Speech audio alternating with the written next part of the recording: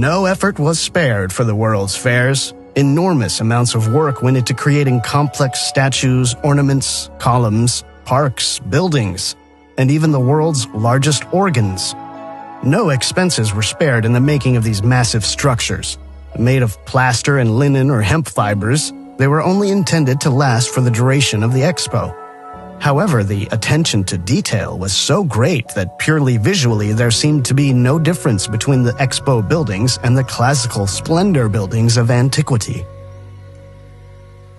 The purpose of the World's Fairs was to make the supposedly new technologies discovered during the Industrial Revolution palatable to the masses, to create new markets. In the end, most of the buildings were torn down, with only meadows or empty parks remaining.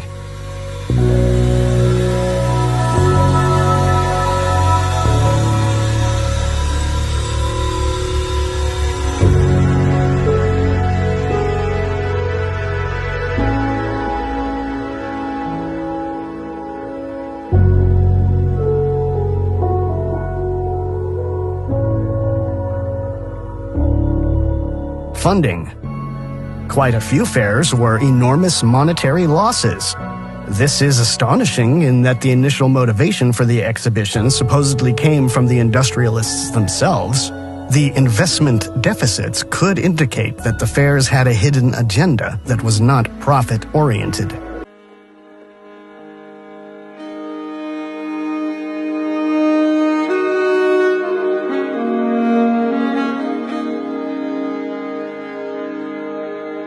Now let's take a closer look at some of these expos.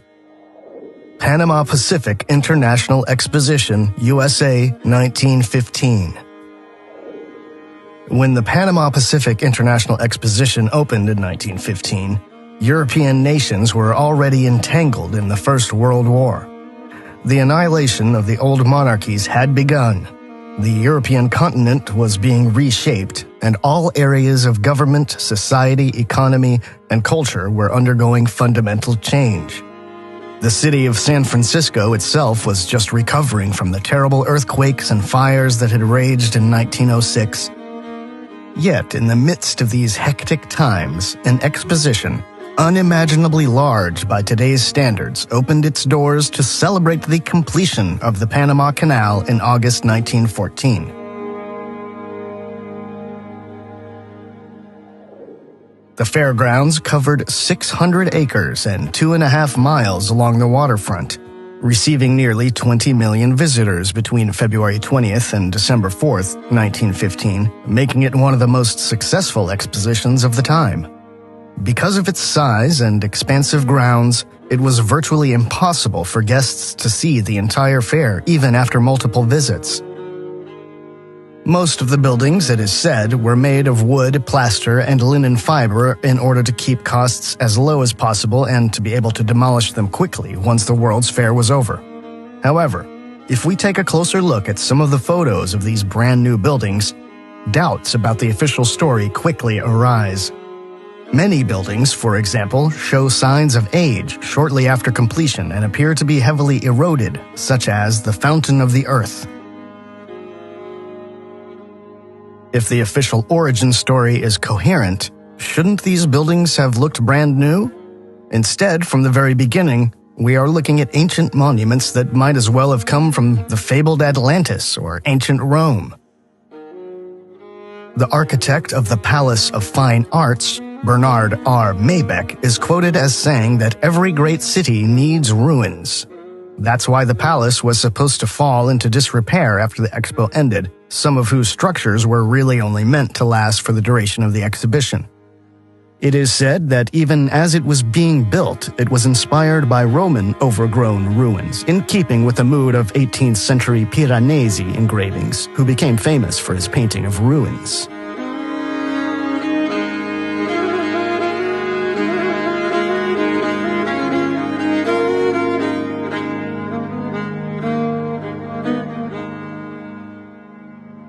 But isn't the palace still holding up remarkably well in this photo from 1919, a full 4 years after the expo ended? Where are the weather-related signs of decay? There are further contradictions. Allegedly, all buildings were only cheaply and quickly raised from the plaster, but the Bill Graham Civic Auditorium still stands today. Unlike the Palace of Fine Arts, it was never fundamentally renovated or rebuilt, so it has always been made of solid stone, even according to the official narrative. This photo shows a modern steel bridge against the backdrop of historic domed buildings. As the city's newspaper, Weser Courier, notes, not only a strange but an almost paradoxical contrast. This paradox is only resolved if we assume that the steel bridge was actually built for the exhibition, but that the classical buildings were already standing beforehand. In another photo, the ex-director of Bremen's Burgerpark, architect Wilhelm Benck, is shown with a hidden hand, a typical Masonic pose, which, according to Duncan's Ritual and Monitor of Freemasonry, reveals him to be a master of the second veil. The hidden hand likely lets the other initiates know that the individual depicted is part of the secret elite, that his deeds have been sanctioned from above, as well as partially done in secret. Long before the advent of mass media historical figures, Napoleon being one of the most famous, have been depicted in hidden hand portraits. Coincidence? It appears to have been this hidden power that has shaped world events in recent centuries. Shortly after the end of the Bremen exhibition, Wilhelm Benck promptly spoke out and defamed one of the most impressive buildings of the exhibitions, the multi-story park house. In January 1891, he attacked the building he hated so much publicly in the local newspaper. The debate about the beautiful building only ended when the structure went up in flames in 1907, the official explanation being fireworks that went out of control. The phenomenon that most of the World's Fair structures mysteriously disappeared is not an isolated case, but can be observed in many of the expos between 1850 and 1920. Was there something to hide?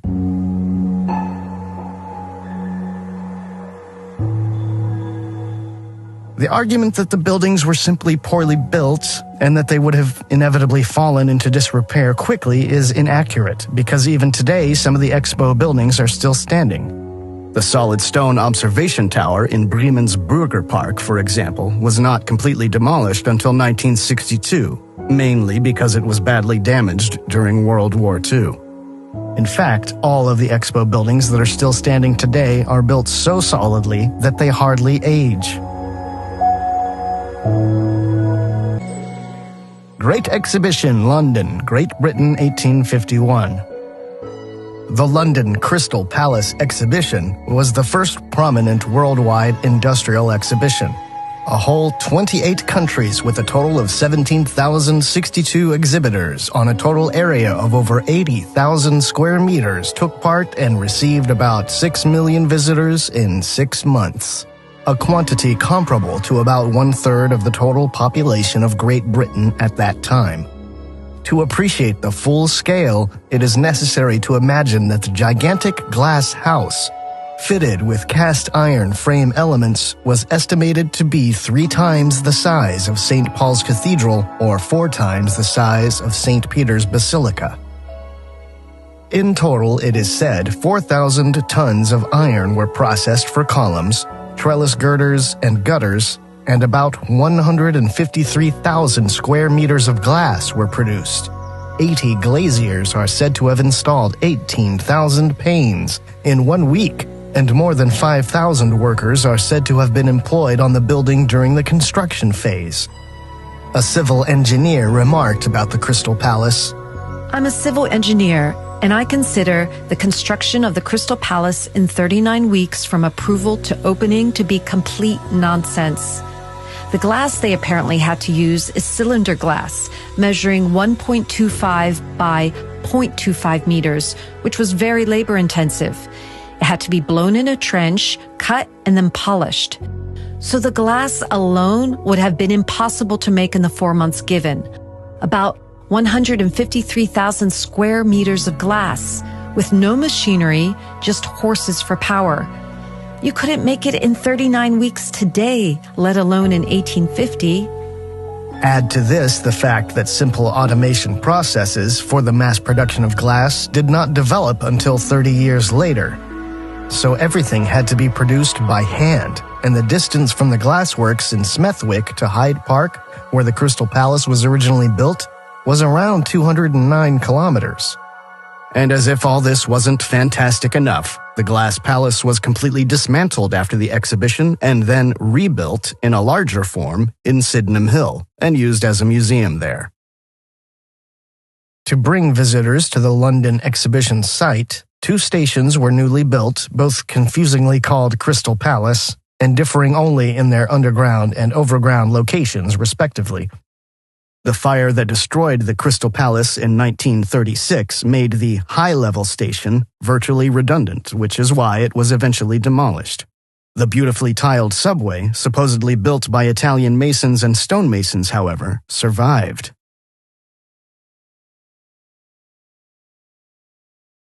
Incidentally, parliamentary buildings made of wood and plaster were erected especially for the Festival of the Empire, which was one of the largest single events in London's Crystal Palace and took place on 12th May 1911. These buildings were also intended to be used only temporarily and were connected by an electric tramway, the so-called all-red route. For example, the replica of the Canadian and New Zealand Parliament buildings, the former visible on the left in the foreground of the Crystal Palace. On November 30th, 1936, however, the Crystal Palace fell victim to a devastating major fire. Michelle Gibson writes about this. We learn that the Crystal Palace was moved to Sydenham Hill in South London in 1854 and rebuilt, and that it was later destroyed by fire in 1936. How did they manage to move a massive building made of glass panels and cast iron 3 times the size of St. Paul's Cathedral in London to another location?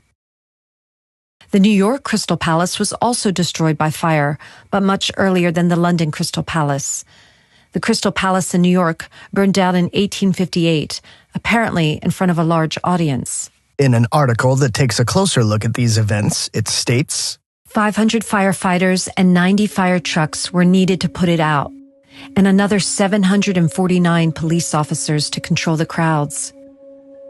Witnesses described, quote, so much molten glass that it looked like a waterfall, even like a Niagara Falls of molten glass. According to one eyewitness, the glass actually caught fire, and when it was really hot, there was a sodium flame, and the molten glass poured straight down. Mrs. Ford from Sydenham described, hot molten glass and metal flowed down the street, and adults formed a human chain and passed buckets of water from hand to stem the flow of hot glass. Another witness recalled that people picked it up and rolled it into balls to keep as souvenirs. However, the 2 towers of the palace are said to have remained standing, even deformed by the fire. The flames were accompanied by clouds of sparks and violent explosions. The reference to the explosions, by the way, is noted only in a few records.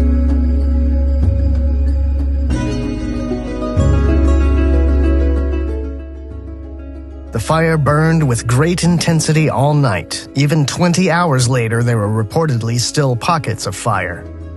The British press considered the destruction of the Crystal Palace a serious blow to the political power of England, and the public wondered, how steel and glass can burn so fiercely? It is important to know that in glass production, the raw materials are heated to about 1,600 to 1,800 degrees Celsius. But finished glass can melt between 600 and 800 degrees Celsius. Cast iron, when compared with other alloys, has a relatively low melting point of around 1150 degrees Celsius. But the question is where the temperature should have come from and whether furnishings would already have been sufficient to generate heat of this magnitude. Incidentally, there has never been an official investigation into this incident, and the fire is still considered unsolved to this day.